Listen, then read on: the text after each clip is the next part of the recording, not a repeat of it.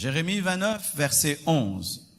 La Bible dit, « Car je connais les projets que j'ai formés pour vous, dit l'Éternel, projets de paix et non de malheur, afin de vous donner un avenir et de l'espérance. » La Bible parle des projets au pluriel, car Dieu n'a pas qu'un seul projet dans ta vie.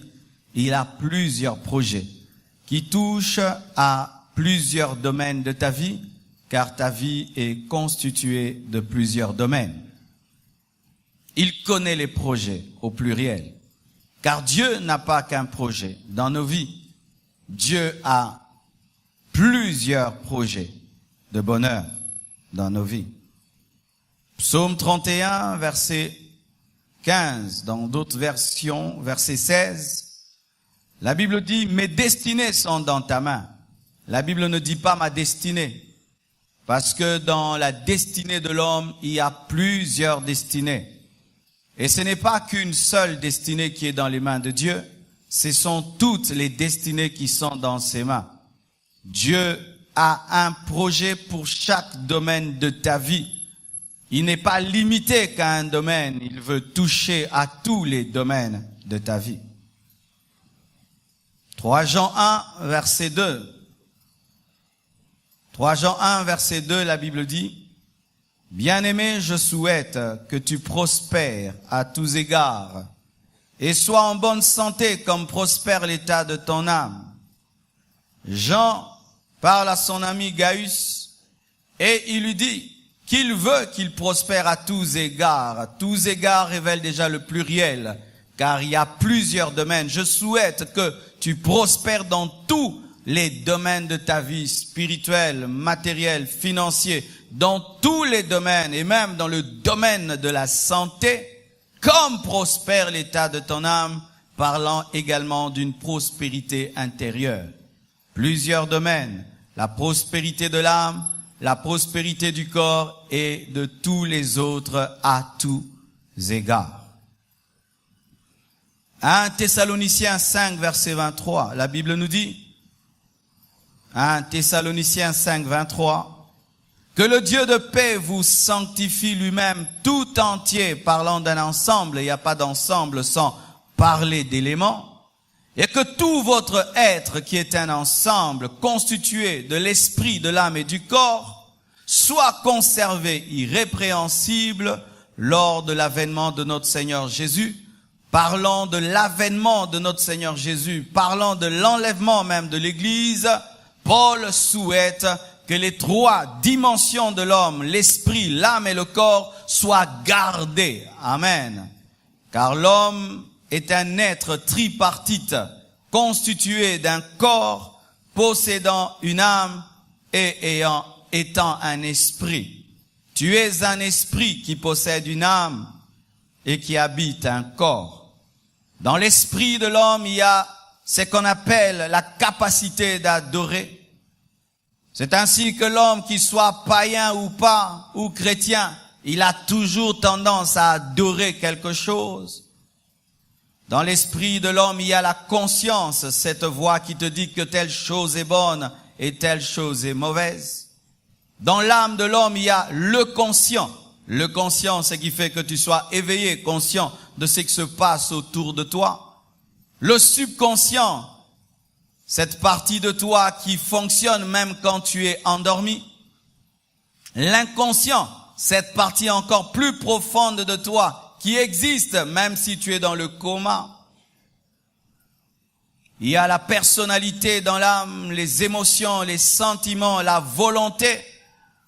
Et dans le corps, nous avons tous ces organes que nous avons.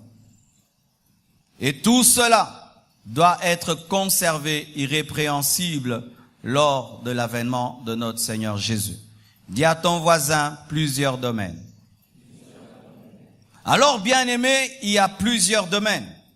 Mais la plupart des temps, nous négligeons beaucoup de domaines lorsque dans un domaine nous réussissons. C'est pourquoi Dieu m'a donné ce message pour que tu saches que même si dans un domaine précis de ta vie tu réussis, cela ne doit pas t'amener à négliger les autres domaines qui échouent. Car partout où il y a déséquilibre, il y a souffrance. Partout où il y a déséquilibre, il y a douleur. La plupart des douleurs que nous avons dans nos vies proviennent du fait que nous avons négligé quelque chose. Vérifie très bien. Tu verras que tes douleurs proviennent d'une négligence. La plupart des douleurs que l'homme a sur cette terre proviennent d'une négligence. Un domaine qui est négligé et qui réclame ton attention par la douleur. Alléluia. Un domaine négligé réclamera ton attention par la douleur. Dieu crée le premier jour, il dit c'est bon. Il crée le deuxième jour, il dit c'est bon. C'est seulement le sixième jour, lorsqu'il crée l'homme et la femme, qu'il atteint la perfection, qu'il atteint l'équilibre dans la création. Car s'il créait un univers sans un maître de cet univers, l'homme, ce serait un déséquilibre. C'est seulement lorsqu'il crée l'homme et la femme qu'il dit que c'est très bon. Dieu ne s'est pas contenté de créer le ciel. Il ne s'est pas contenté de créer la terre. Il ne s'est pas contenté de créer le soleil. Il ne s'est pas contenté de créer la lune. Mais lorsqu'il a créé toutes ces choses et qu'il a créé l'homme, c'est alors qu'il est allé dans le repos, car là, c'était accompli. L'une des grandes phrases de Jésus, tout est accompli, nous révèle un Dieu d'équilibre, car il n'a pas dit c'est accompli tout. Pourquoi? Parce que l'œuvre de la croix touche tous les domaines de la vie de l'homme. Tout est accompli. Mais souvent, nous ne profitons pas au maximum du tout est accompli. Nous contentons de vivre l'œuvre de la croix que dans un domaine de nos vies.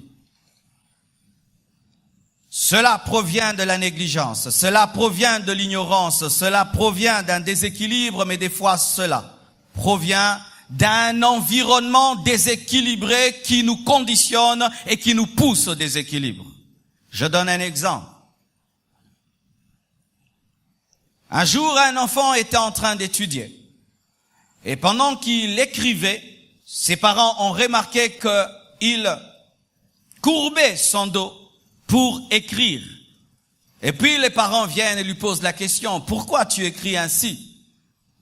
Et puis l'enfant répond, il dit, c'est pour avoir une belle écriture. Pourquoi? Parce que j'ai remarqué que notre maîtresse écrit en courbant son dos et cela lui donne une bonne écriture.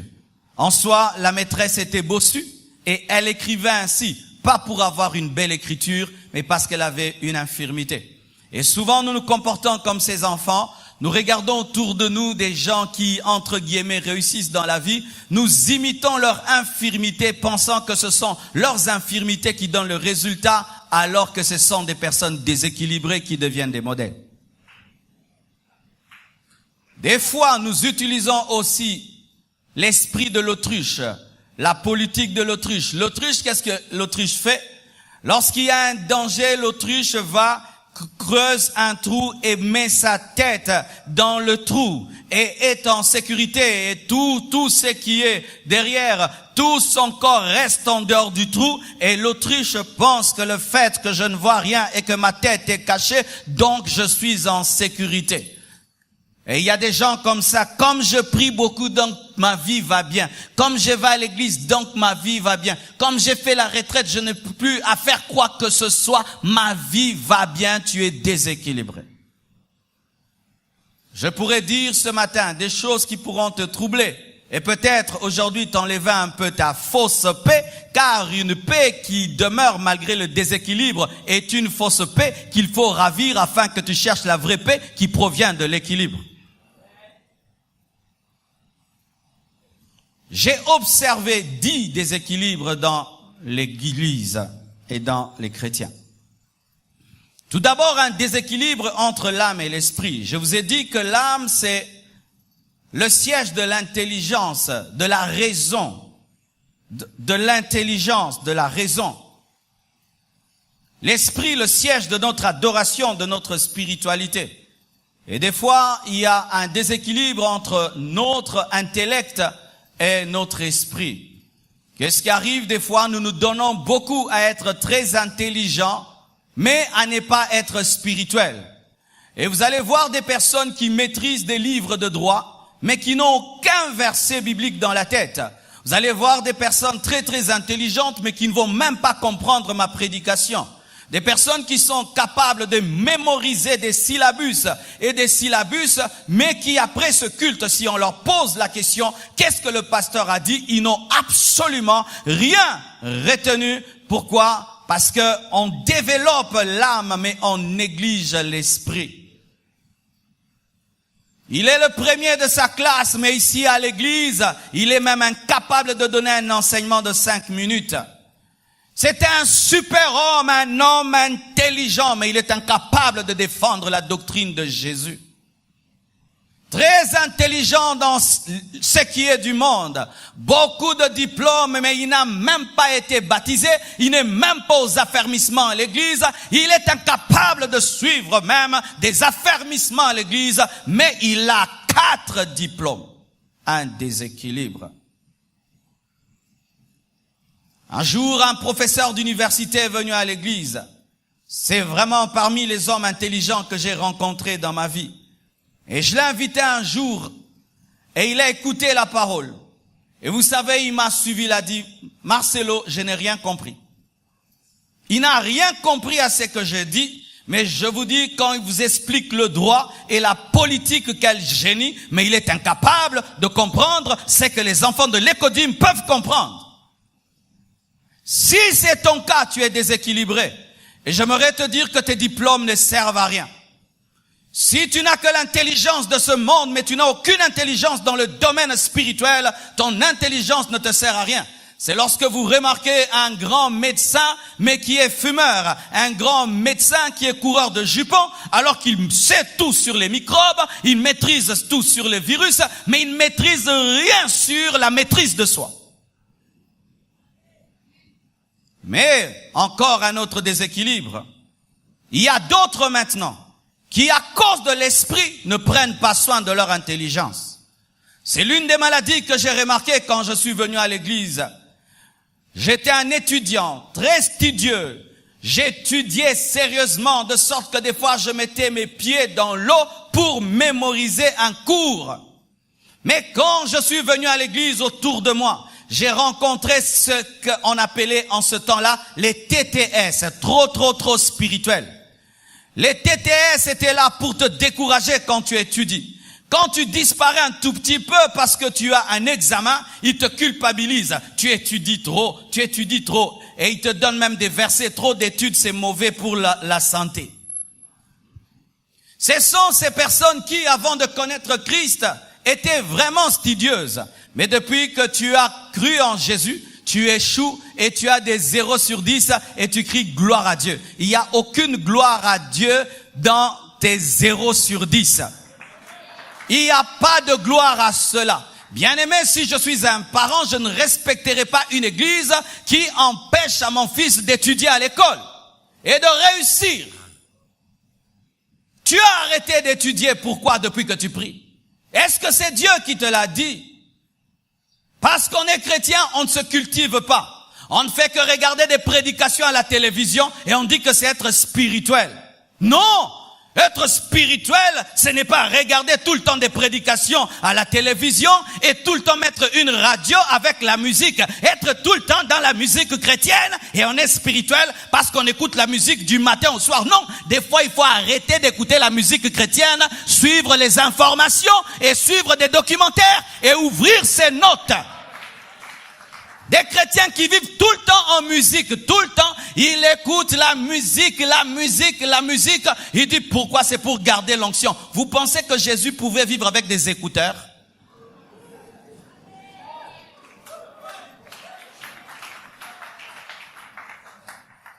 Jamais concentré sur la culture. Bien-aimé, lorsque Dieu t'envoie vers un peuple, tu dois maîtriser sa culture. Lorsque Dieu t'envoie un peuple, tu dois maîtriser sa langue. Pourquoi jamais je ne reçois des invitations des églises anglophones? Parce que je ne connais pas l'anglais. Le fait que je ne connais pas l'anglais limite mon ministère. C'est ma part à moi d'apprendre l'anglais. Ce n'est pas la part du Saint-Esprit de me donner l'anglais. Ainsi, en négligeant l'anglais, il y a des pays vers lesquels je ne serai jamais envoyé parce que je ne connais pas l'anglais. Mon frère, ma sœur, j'ai remarqué dans l'église des gens très intelligents. Mais lorsqu'ils viennent à l'église, c'est comme si l'intelligence devient de la sorcellerie qu'on doit mettre dehors. J'avais dernièrement une réunion avec les trésoriers de l'église et c'est parmi les choses fortes que j'ai reçues quand je leur parlais. Je leur ai dit, pourquoi quand nous sommes en train de gérer notre argent, nous y mettons de l'intelligence. Quand tu gères ton salaire, tu y mets de l'intelligence. Mais quand c'est l'argent de l'église, on n'y met pas de l'intelligence. Celui qui connaît la comptabilité, du coup, il ne connaît plus. Celui qui connaît l'économie ne connaît plus. Celui qui connaît l'investissement, il ne connaît plus. Quand c'est l'argent de Dieu, on oublie tout ce qu'on a étudié. Et il y a des gens ici, ils ont étudié, mais l'église est en train de souffrir alors qu'ils ont étudié. Ils ont maîtrisé les lois qui nous font souffrir, mais comme ils pensent qu'il faut prophétiser, ils nous laissent souffrir.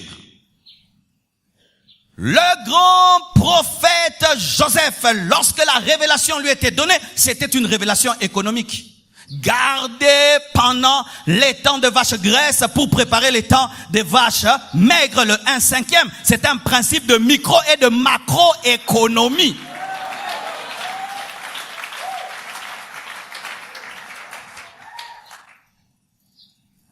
Bien-aimés frères et sœurs, étudiez. Remplissez votre tête de connaissances. Soyez intelligents aussi selon ce monde. Et intelligents selon Dieu. Qui est le plus grand apôtre de Jésus-Christ? C'est un intellectuel. Qui est le plus grand prophète de l'Ancien Testament? Un intellectuel. Moïse, le plus grand de l'Ancien Testament. Paul, le plus grand du Nouveau Testament. Mais à l'église, quand tu es très intelligent, tu es charnel. Frère Obamael et Leka, Zoua, jalousie. Ne sois jamais dilué par des personnes qui insultent ton intelligence. Pendant que toi, tu te donnais être sérieux aux études, lui, il jouait au football, il négligeait ses études. Et maintenant que Dieu t'a permis d'avoir cette tête bien faite, ce n'est pas lui qui va venir rabaisser des années de discipline.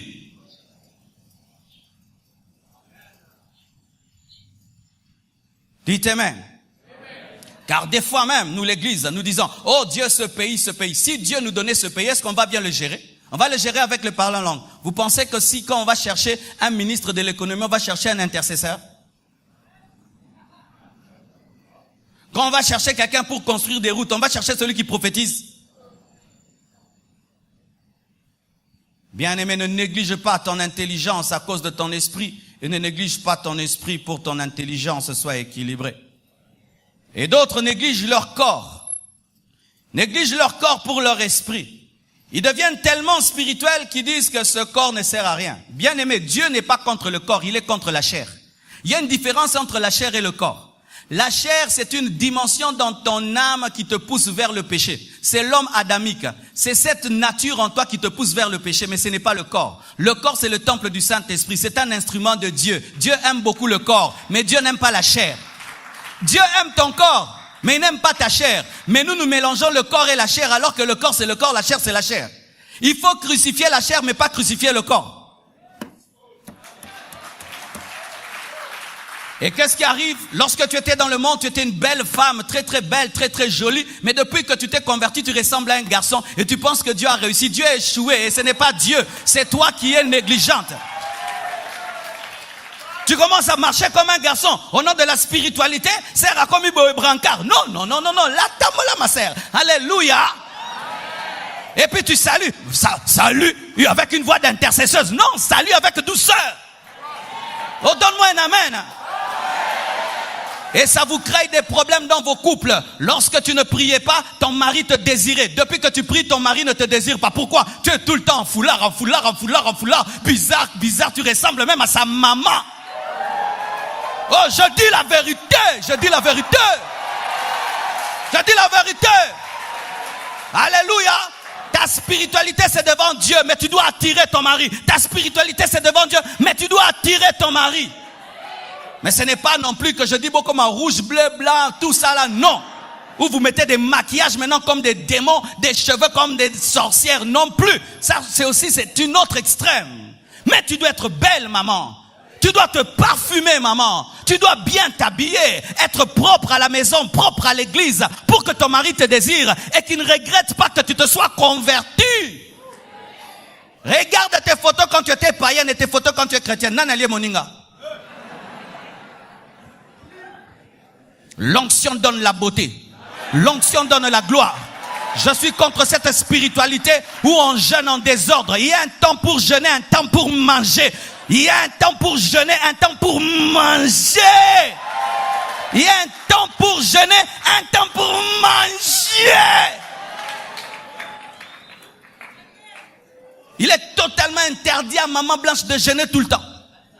Totalement interdit. Il y a un temps elle jeûne, un temps elle ne doit pas jeûner. Usuka betelisko, nazaka aye. Usuka.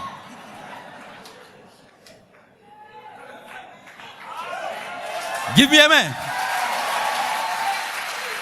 Oui.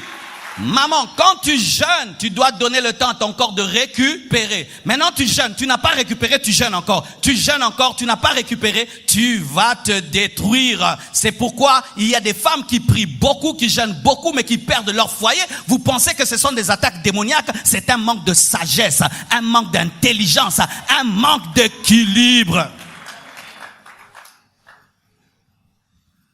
Alléluia. Mais d'autres maintenant tombent dans une autre extrême, s'occupant trop de leur corps, tout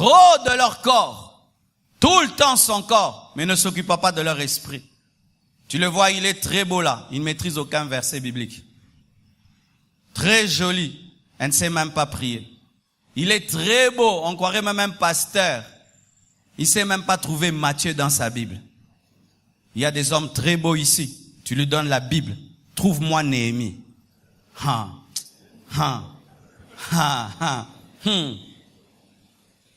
Tu dis, trouve-moi seulement Josué dans la Bible. Il est beau, en cravate, parfumé, beau.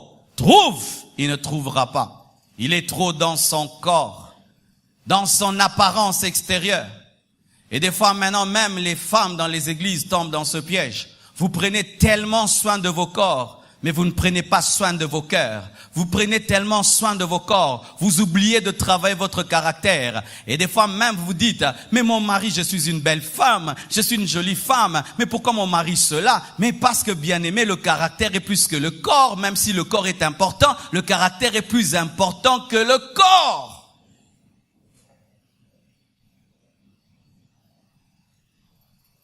Nous négligeons nos familles pour travailler. Cela arrivait en Europe, mais aujourd'hui même dans nos pays africains, nous avons maintenant des Congolais qui vivent comme des Européens. Avec la mondialisation, d'ici là, nous aurons la même culture. Et nous avons maintenant de plus en plus des pères, des mères qui ne font que travailler mais qui n'ont pas le temps pour leurs enfants. Qui font que travailler mais qui n'ont pas le temps pour leurs femmes. Ramenant le salaire, certes, mais ne donnant jamais leur présence. Vos enfants ont besoin de jouer avec vous. Ils ont besoin de voir papa. Ils ont besoin de voir maman. Il nous arrive des fois d'être dans la chambre en train de causer et vous voyez les enfants viennent, frappent à la porte et regardent. Vous êtes là, oui, et ils partent. Et puis on leur dit, pourquoi vous faites ça? On veut seulement se rassurer que vous êtes là. Ça donne la paix aux enfants de savoir que papa et maman sont là. Mais toujours partis. Et tu achètes des choses et tu donnes des choses à tes enfants. Mais quand l'enfant veut jouer avec toi, veut blaguer avec toi, tu es toujours parti. Et nous créons des foyers dysfonctionnels et déséquilibrés. Pour ceux qui ont des enfants, je vous assure, à chaque découverte, l'enfant revient vers toi pour te dire ce qu'il a découvert. Il vient même, papa, maintenant je sais faire ça. Je sais maintenant faire ça. Hein, oui, les enfants, maintenant je fais ça. Il vient, je vais faire ça. Il revient, j'ai découvert maintenant, je peux faire ça. Et puis tu fais avec lui, il est content. Papa sait maintenant que je sais faire. Maintenant quand il veut te dire, papa, je peux faire. Toi, tu n'es jamais là, tu n'es jamais là, tu n'es jamais là. Et un jour, tu veux devenir l'ami de tes enfants, mais c'est trop tard. Ils n'ont plus le temps de te chercher, car tes enfants ne te chercheront pas toujours. abandonnant les femmes à la maison, le boulot. Aujourd'hui, les femmes commencent même à tromper leur mari. Des choses qui n'arrivaient pas en Afrique. Les femmes africaines commencent aussi à tromper leur mari. Le mari, tout le temps, le boulot, mais ne sait pas satisfaire sa femme, ne sait pas combler sa femme. Revenons toujours fatigués avec l'argent, fatigués avec des cadeaux, fatigués avec l'argent des cadeaux. Mais bien aimés, j'aimerais vous dire que ça ne comble pas une femme. Et arrêtez de vous cacher derrière votre argent. Arrêtez de vous cacher derrière les cadeaux. Soyez des hommes. Oui, c'est de l'escroquerie. Rosalé le sué loté, kaba cadeau, kambon. Olaka kiwana.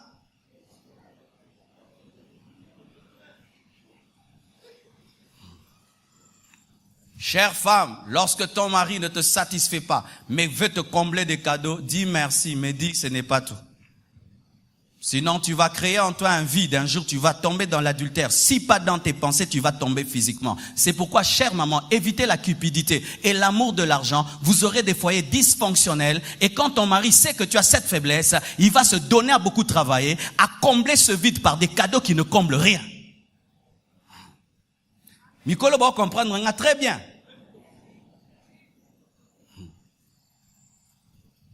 Et d'autres, au nom de la famille, négligent le travail. Bien-aimé, c'est vrai que tu aimes ta famille, mais si tu veux commencer une entreprise, tu n'es pas obligé d'engager tes frères et sœurs. Au nom de la famille, nous engageons même les incompétents.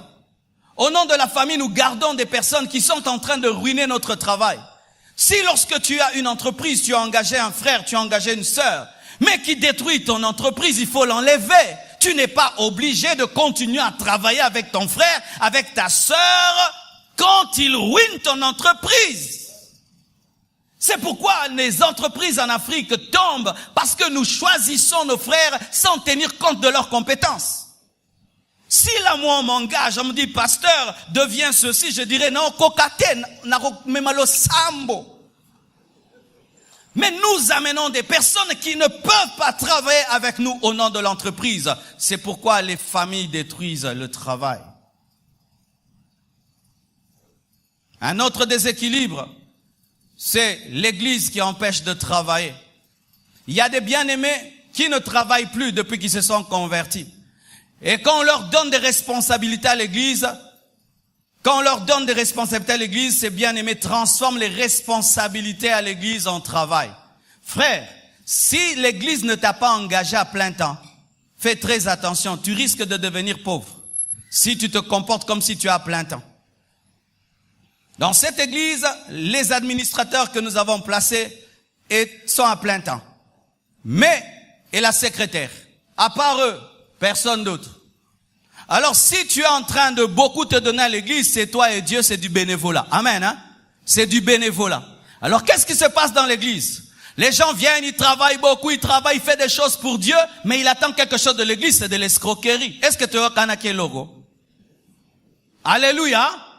Alléluia. Tu t'es converti, tu es baptisé, tu vas à l'école de membres, et puis on te dit, tu veux faire quoi à l'église? Je vais être intercesseur, et puis tu deviens intercesseur, et puis c'est toi-même qui décides de commencer à prier toutes les nuits de 0h à 0h à 0h à 0h, tu fais ça, et puis tu atteins 30 ans, tu te maries pas, l'église est bloquée,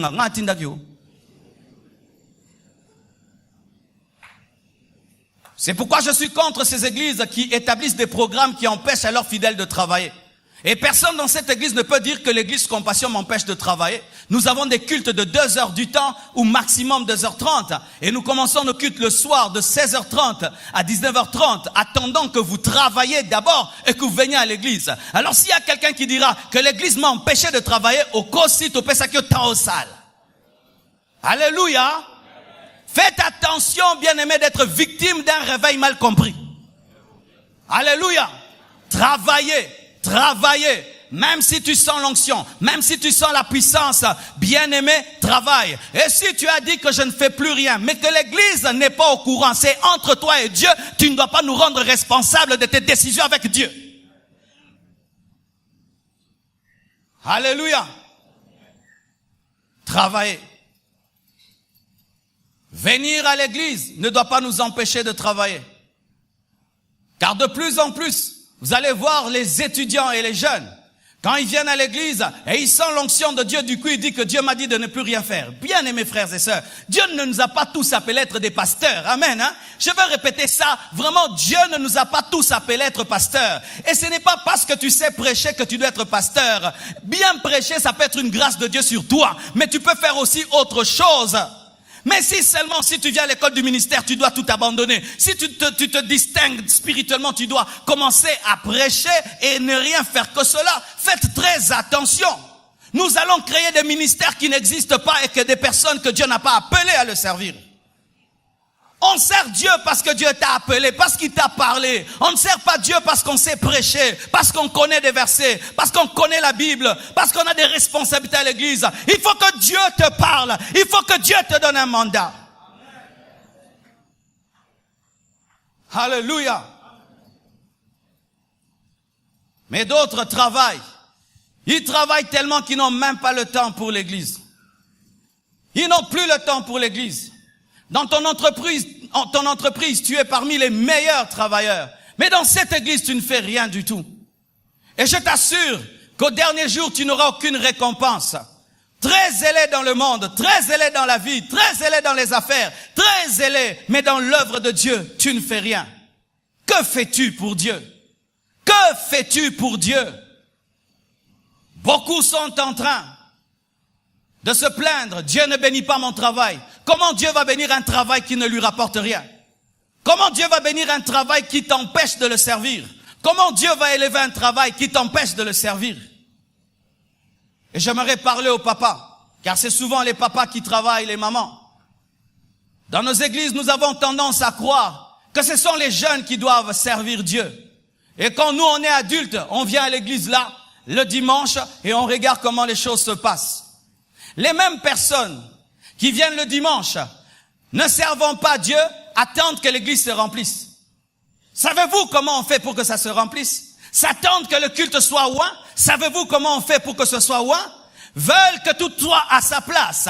Il a le potentiel d'aider, mais il n'aide pas, mais il veut que tout soit parfait. Tu connais des choses qui peuvent nous aider. Tu connais des choses qui peuvent nous faire avancer.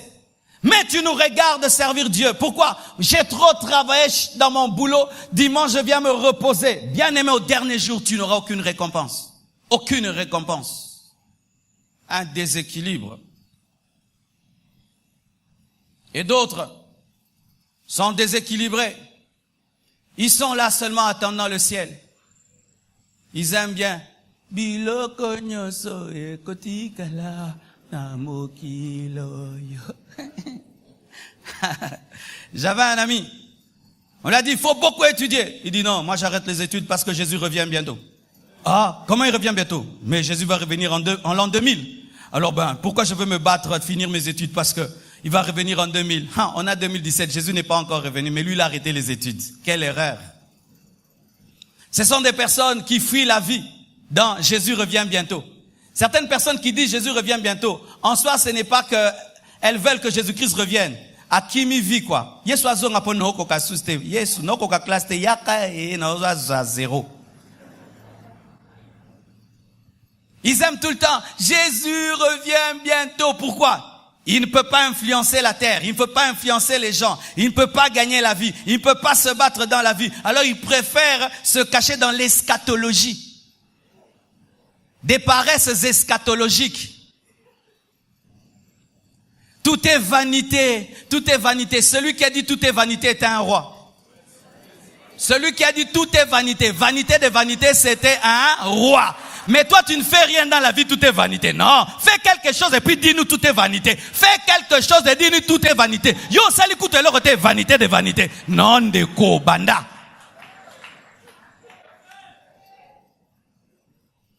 Il n'étudie pas, il ne travaille pas, il n'influence pas la société, il n'influence pas la vie. Jésus revient bientôt. Oui, Jésus revient bientôt, mais en attendant, tu es le sel de la terre, influence la terre, tu es la lumière du monde, éclaire le monde, réussis dans ce que tu fais, prêche la parole, évangélise, gagne la vie, finis tes études, fonde une famille. Alléluia. Nous sommes au ciel, nous oublions le Congo. Le Congo. Nous oublions le Congo. Vous imaginez vendredi, on me dit, il faut rentrer à la maison. Je rentre vite à la maison. Pourquoi? On a nommé quelqu'un. Hein? Alors, on a bête à Congo Kara. Alors que ce sont Sangamba ou Nandaku. Non, sentir besoin d'intercéder pour Nanga. Bien-aimés, occupez-vous de la politique. Occupez-vous de votre pays. En attendant, occupez-vous de la politique de votre pays. Frère, c'est être déséquilibré. Jésus revient bientôt alors que tu n'as même pas pu payer les études de tes enfants. Tu n'as même pas pu payer le loyer. Jésus revient bientôt. Mais en attendant, paye les loyers. Et pour payer les loyers, fais mboka et simba. Amen, amen. Combien d'entre nous ici ont mis le beurre dans le pain? Combien d'entre nous ici ont mis le jambon dans le pain? Combien d'entre nous? Eh bien, écoute, supprimer déjeuner, boyer une église, supprimer tes supprimer, yo.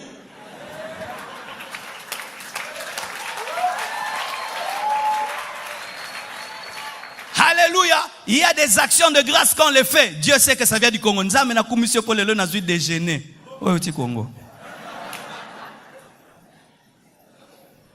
Amen, amen. Dans d'autres pays, quand on donne aux enfants la nourriture, ils disent, je ne vais pas manger, je ne vais pas manger. Dans notre pays, ajoute encore, je ne suis pas rassasié. Quand on était des enfants, n'est-ce pas, que quand tu fais trop le gourmand, qu'est-ce qu'on nous faisait? Quittez tous la table. Il va finir toute la nourriture. Et qu'est-ce qu'on faisait? On pleure. Non, papa. Non, papa. Il va tout finir. Il va tout finir. Quittez toute la table. Non, papa. Non, papa. Maintenant. Dis. Quittez tous la table. Oh, gloire à Dieu.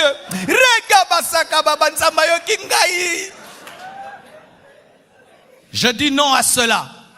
Je dis non à cela. Ce n'est pas parce que j'attends le ciel que je ne veux pas le bonheur dans mon pays. Ce n'est pas parce que j'attends le ciel que je ne veux pas le bonheur dans ma nation. Parce que si je vous prêche le ciel, mais je ne vous prêche pas de développer votre pays, vous irez au ciel en cargo.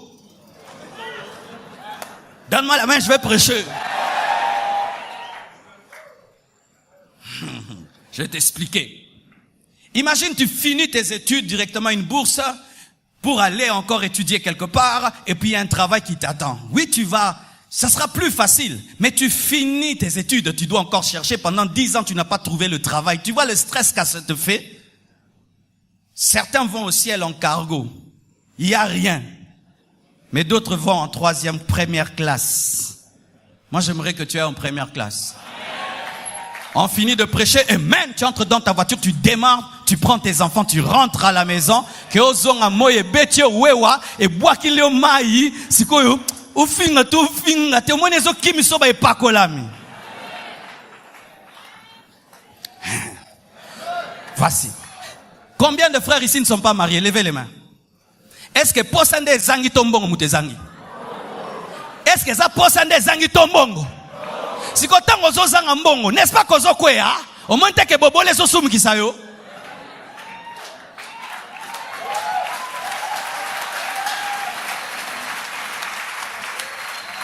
Oui, j'ai un salaire de $300, mais je veux épouser une femme, on me demande $5,000. Je ferai comment? Le temps na kangisa na zo kwea.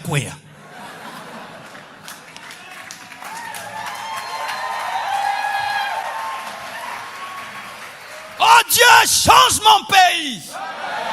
Même si je vais au ciel. Mais d'autres maintenant ils tombent dans le piège. Le pays. Pour le pays, il peut mourir, mais il ne peut pas mourir pour Jésus. Pour le pays, il peut se tuer. Il peut se tuer pour un politicien, mais il ne peut pas mourir pour Jésus. Un déséquilibre. Il est sur la terre, mon travail, mon visa, mon travail. Mais il oublie le ciel. Ça, c'est aussi un déséquilibre. La priorité de Dieu, c'est le royaume de Dieu. Le reste, c'est l'en entendant. Mais tu dois savoir que ce qui est prioritaire, c'est ta destinée éternelle. Entre le ciel et la terre, je choisis le ciel. Et comme je suis sur la terre, j'influence la terre. Mais ce qui est plus important, c'est le ciel. N'oubliez jamais votre éternité. Même quand vous poursuivez des rêves pour votre nation. Vous poursuivez des rêves pour vos vies, pour vos familles. Il y a plus important que cela. L'éternité en Jésus. Et d'autres tombent dans le déséquilibre où ils n'ont que faire de la communion avec les hommes. Ce qui est important pour eux, c'est Dieu. Ce sont des personnes qui blessent les autres, qui négligent les autres, mais qui disent, moi c'est seulement Dieu. Mais étudions nos vies, mes frères. Pour venir sur cette terre, Dieu est passé par un homme. C'est une femme qui t'a accouché. C'est un homme qui a payé la layette. C'est un homme qui a payé tes études. Et tu épouses un homme. Et vous avez des hommes, mais toi tu n'as pas besoin des hommes. Le jour de ta mort, c'est un homme qui va t'enterrer. Ce sont des hommes qui vont te pleurer. Qui le jour de sa mort va s'enterrer lui-même. Maintenant tu boudes tout le monde. Toi tu n'as besoin de personne. Moi j'ai besoin de personne. Je fais ma vie comme je veux. Moi j'ai une intimité avec Dieu. Un déséquilibre. Alors que Dieu passe par des hommes pour faire 99% de ce qu'il fait dans nos vies. Mais d'autres encore maintenant tombent dans un piège. Les hommes ont tellement de place dans leur vie qu'ils ne croient même pas en Dieu. Quand il a besoin de quelque chose, au lieu de penser à Dieu, il pense à quelqu'un qui va lui donner. Quand il a un problème, au lieu d'aller auprès de Dieu, d'abord les hommes. Si les hommes ne l'aiment plus, il veut se suicider. S'il n'a plus d'amis, il oublie l'amitié avec Jésus, avec le Saint-Esprit. Des personnes qui dépendent de l'amour des hommes, qui dépendent du soutien des hommes pour avoir le bonheur. Ça encore, c'est un déséquilibre et une idolâtrie. Tu dois atteindre le niveau où tu comptes sur Dieu plus que tout, mais tu respectes la place des humains dans ta vie. Et si les humains ne te donnent pas l'amour, l'amour de Dieu te suffit. Mais même si tu as l'amour de Dieu, tu aimes aussi recevoir l'amour des hommes. Ça, c'est la sagesse. Ça, c'est l'équilibre.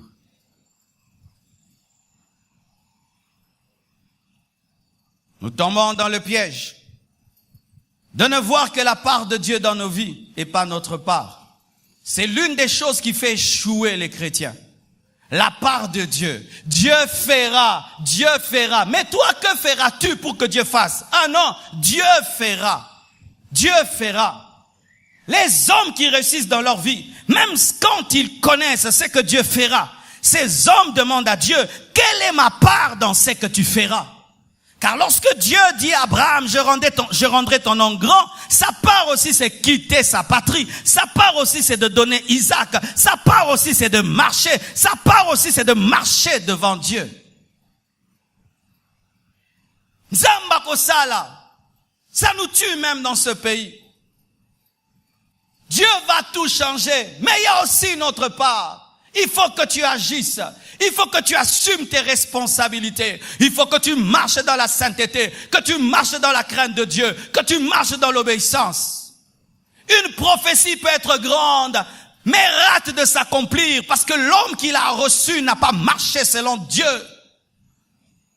Le prophète m'a prophétisé, le pasteur m'a béni. Ça ne suffit pas. Il y a aussi ta part. Tu dois te comporter d'une certaine manière.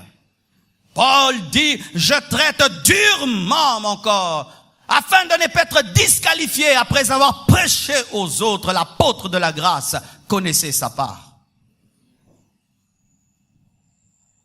Mais d'autres aussi tombent dans un piège.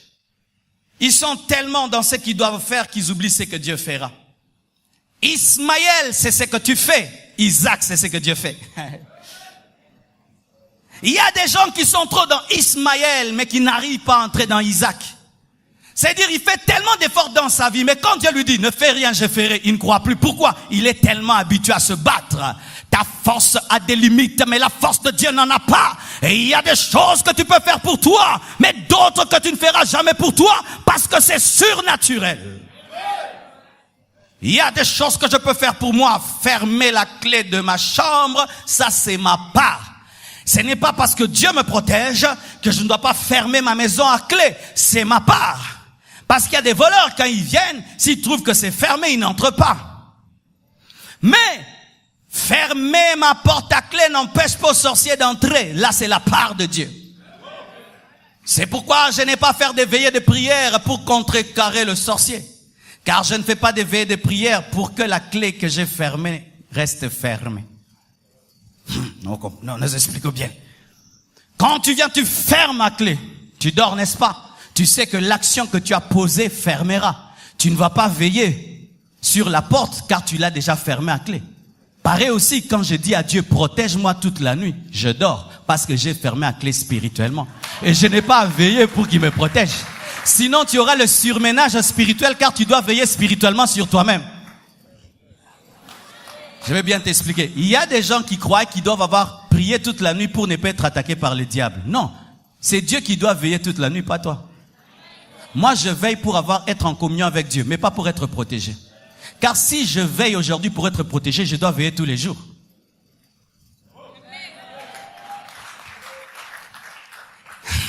Les démons t'attaquent. Résolution. Veillez de prière. Non. Les démons t'attaquent. Est-ce qu'il y a des portes d'entrée dans ma vie? Non. Le prince de ce monde vient, mais il n'y a rien de lui en moi.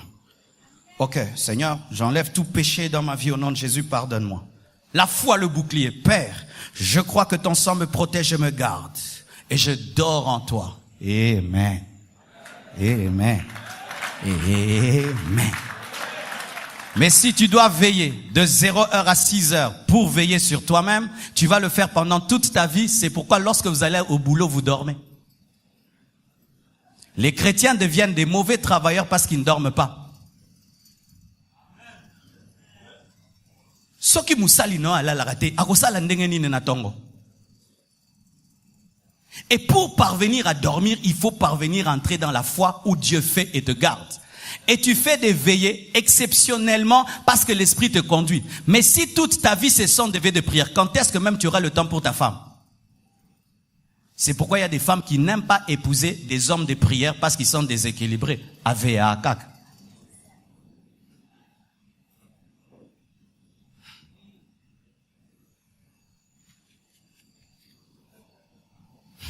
Je termine. D'autres personnes sont déséquilibrées dans ce domaine.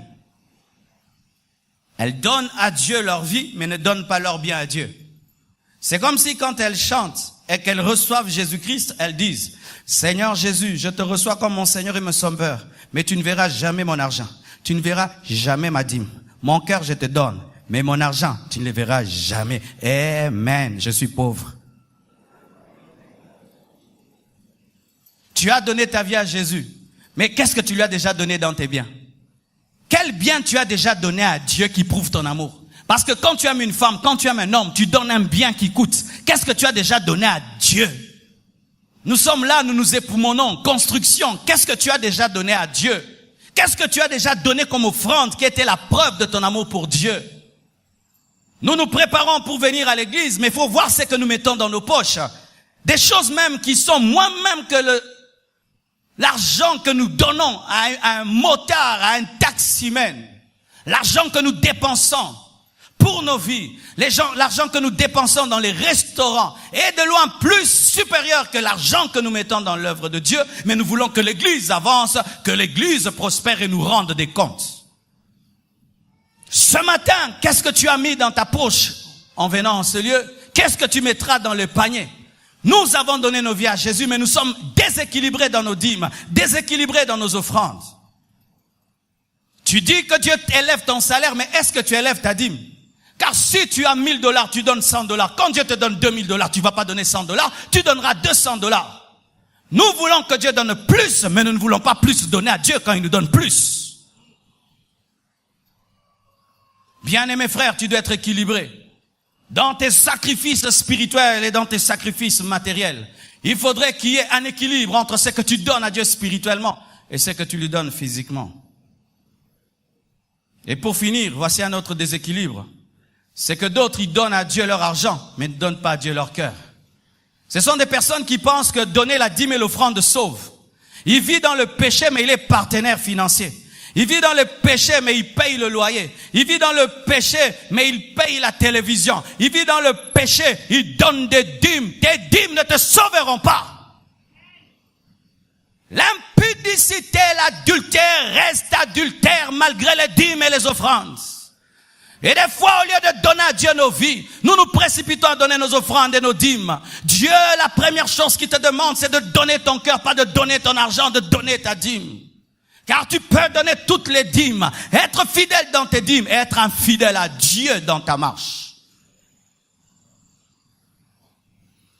Et ça nous arrive. Le Seigneur te demande de faire un sacrifice, d'abandonner un péché. Au lieu que tu abandonnes un péché, tu donnes une offrande. Dieu n'a pas demandé une offrande, il a dit que tu abandonnes un péché. Il te dit d'ajuster ta vie, Au lieu d'ajuster ta vie, non, tu donnes ta dîme. Dieu n'a pas demandé ta dîme, il a demandé que tu abandonnes le péché. Sinon, tu donneras des offrandes, tu donneras des dîmes. Et puis tu vas en enfer. Oui, et puis tu finis en enfer. Parce que ce ne sont pas les dîmes et les offrandes qui sont mortes à la croix pour toi. C'est Jésus-Christ et tu dois être en communion avec lui. Que Dieu vous bénisse abondamment.